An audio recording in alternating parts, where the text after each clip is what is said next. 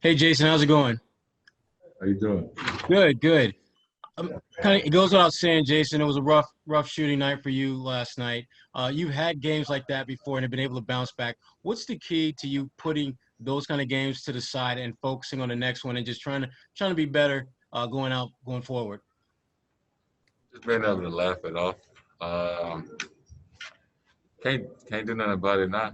You just got to focus on the next game, and whether you play good or bad, I think that's always how I approach it.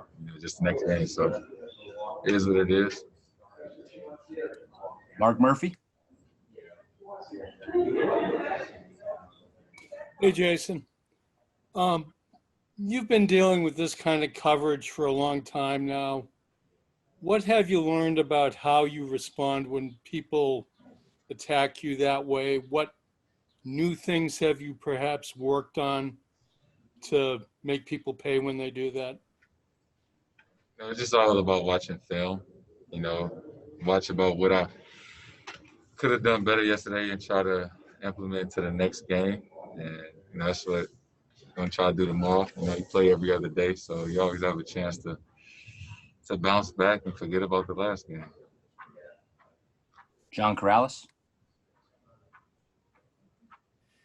Jason, you talk about having to move on and you have to focus on what's next, but does being in the bubble and not having your regular home or something to just get away to so you can how you would normally just get away, does that make it a little more difficult or a little more challenging to move on? I guess, normally after a game, I'm with Deuce. So good or bad, it takes my mind off of it. But I don't really things like that affect me. I try not to pay too much attention to it, especially if I'm playing bad and even when I'm doing good. You have nights like that and you have good nights. Just always on to the next one. Abby Chin. Jason, what did you see on the film when you looked back at the Milwaukee game? A lot of missed shots. We played hard. Obviously, the other guys played well and kept us in the game. And, it's just a learning experience. First game back, it's against, a really, really good team. They played well. And, hopefully we get a chance to see them again. How much do you think you have grown in passing out of those situations? You had a couple of nice dimes to Jalen and a couple other beautiful passes as well. It's just the more attention you get, somebody's going to be open, especially in those situations. So just keeping your head up and just trying to make the right play, as simple as it sounds. Question in person, Gary Washburn.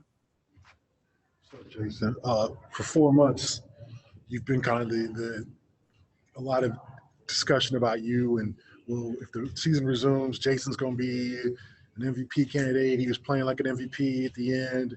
Then once you got here, oh my God, he's gotten taller. He hit the gym. He's gotten bigger.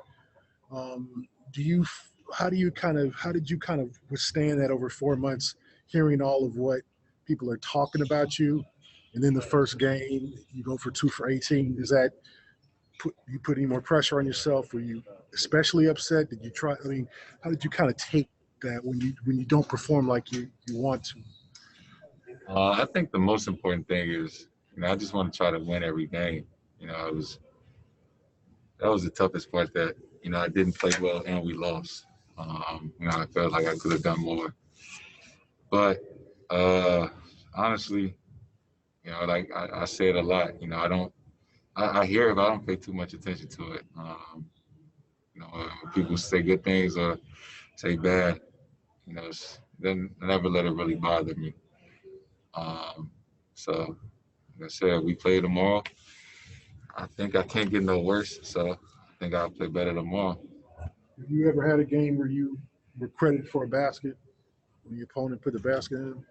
Like the first one? Yeah, that's the first. I think so. So do you count that personally as a hoop? Like, hey, it's in my. I take it. Yeah. Especially last night, I take it. Jared Weiss. Jason, when you were really exploding during the season, I think defenses were trying to figure out how they can try to contain you, and now they've had all these months to figure out game plans for you.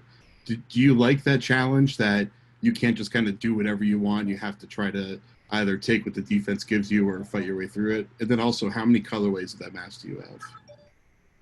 I got 2 of these, white and black, and yeah, I just think it's all part of the process, a part of growing as a player. Just seeing different coverages and different schemes, and just how different teams game plan for you. And I think it's my job to adapt, over time and in the game. Try to figure it out. And then final question, Abby Chin. Jayson, you spoke about your experiences in St. Louis the last time we talked to you. What was it like for you to be a part of the national anthem and those moments, kneeling for that? And do you guys expect to do the same tomorrow? Yeah, it was special just to see, the NBA and players and teams come together and stand for something, be unified. I think that's the main reason why we're here, is to use our platform individually and as a collective. Obviously, not everybody did it, but everybody has their own reasons. For the most part, just guys being unified and coming together. All right. Thank you, Jayson.